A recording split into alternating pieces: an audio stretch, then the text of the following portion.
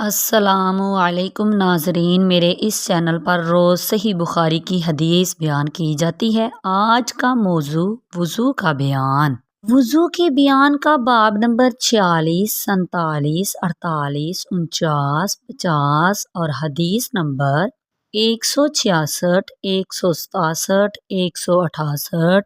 169، 170 اور 171 بیان کی جائے گی، جس میں بتایا جائے گا نبی کریم صلی اللہ تعالیٰ علیہ وآلہ وسلم اور سب لوگوں کا اعرابی کو مہلت دینا کہ وہ اپنے پیشاب سے جو مسجد میں کر رہا تھا فراغت حاصل کر لے، اور بچوں کا پیشاب نجس ہے یا نہیں، کھڑے ہو کر اور بیٹھ کر پیشاب کرنا کیسا ہے، اپنے ساتھی کی موجودگی میں پیشاب کرنا اور دیوار سے حجاب کرنا، خون کا دھو ڈالنا کافی ہے۔ ان سب بابز کی پوری حدیثیں سننے کے لیے میرے چینل سے جڑے رہیے، ویڈیو کو اینڈ تک لازمی دیکھیں۔ صلو علی الحبیب صلی اللہ تعالی علیہ وآلہ وسلم۔ بسم اللہ الرحمن الرحیم۔ باب نمبر 46، حدیث نمبر 166۔ نبی کریم صلی اللہ تعالیٰ علیہ وآلہ وسلم اور سب لوگوں کا اعرابی کو مہلت دینا کہ وہ اپنے پیشاب سے جو مسجد میں کر رہا تھا فراغت حاصل کر لے۔ سیدنا ابو ہریرہ رضی اللہ عنہ کہتے ہیں کہ ایک اعرابی کھڑا ہو گیا اور مسجد میں ہی پیشاب کرنے لگا، تو لوگوں نے اسے ہاتھوں ہاتھ لینا چاہا، یعنی مارنا چاہا، تو ان سے نبی کریم صلی اللہ تعالیٰ علیہ وآلہ وسلم نے فرمایا، اسے چھوڑ دو اور اس کے پیشاب پر ایک ڈول پانی بہا دو، اس لیے کہ تم لوگ آسانی کرنے کے لیے بھیجے گئے ہو اور سختی کرنے کے لیے نہیں بھیجے گئے ہو۔ باب نمبر 47، حدیث نمبر 167۔ بچوں کا پیشاب نجس ہے یا نہیں؟ ام قیس بنت محصن رضی اللہ عنہ سے روایت ہے کہ وہ رسول اللہ صلی اللہ تعالیٰ علیہ وآلہ وسلم کے پاس اپنا ایک چھوٹا بچہ لے کر آئی جو کھانا نہ کھاتا تھا، تو اسے رسول اللہ صلی اللہ تعالیٰ علیہ وآلہ وسلم نے اپنی گود میں بٹھا لیا، پھر اس نے آپ صلی اللہ تعالیٰ علیہ وآلہ وسلم کے کپڑے پر پیشاب کر دیا، پس آپ صلی اللہ تعالیٰ علیہ وآلہ وسلم نے پانی منگوایا اور اس پر چھڑک دیا اور اسے دھویا نہیں۔ باب نمبر 48، حدیث نمبر 168۔ کھڑے ہو کر اور بیٹھ کر پیشاب کرنا کیسا ہے؟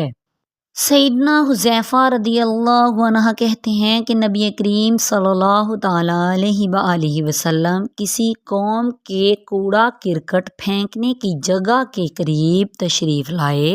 اور وہاں کھڑے ہو کر پیشاب کیا، پھر پانی مانگا، تو میں آپ صلی اللہ تعالیٰ علیہ وآلہ وسلم کے پاس پانی لے آیا اور آپ صلی اللہ تعالیٰ علیہ وآلہ وسلم نے وضو کیا۔ باب نمبر 49، حدیث نمبر 169۔ اپنے ساتھی کی موجودگی میں پیشاب کرنا اور دیوار سے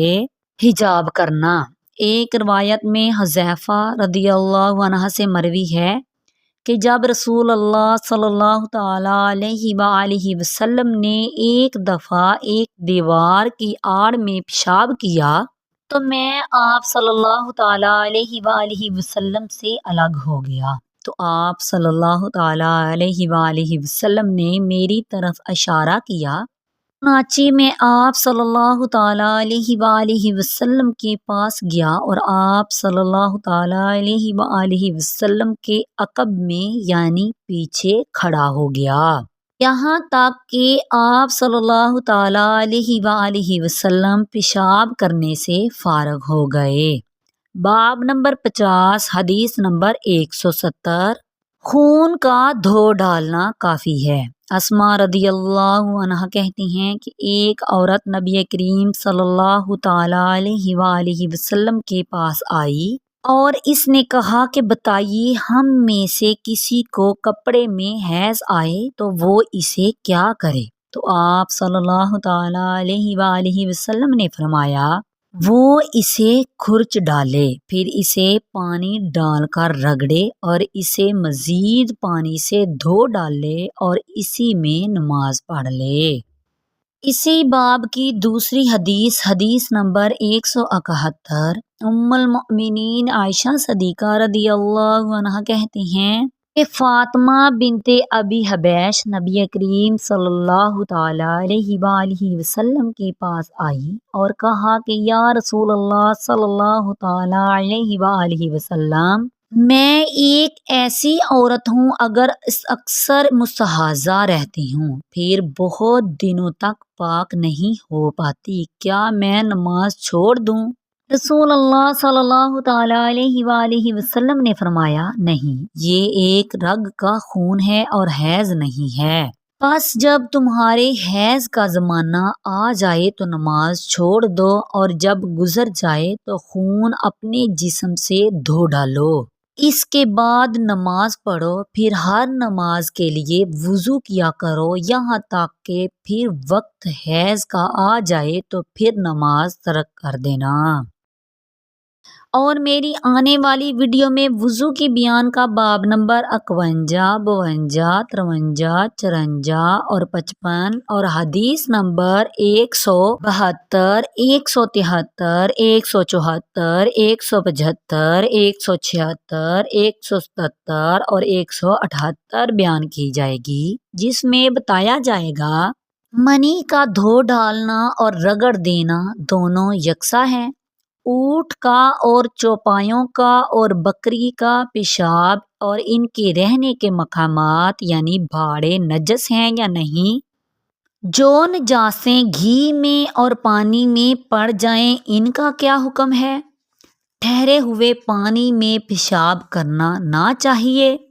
اگر نماز پڑھنے والے کی پیٹھ پر کوئی نجاست یا مردار ڈال دیا جائے تو اس کی نماز فاسد نہ ہوگی۔ ان بابز کی پوری حدیثیں سننے کے لیے میرے چینل کو سبسکرائب کریں، ویڈیو اچھی لگی تو لائک کریں، شکریہ، آمین بجاہ النبی الامین، صلو علی الحبیب صلی اللہ تعالی علیہ وآلہ وسلم۔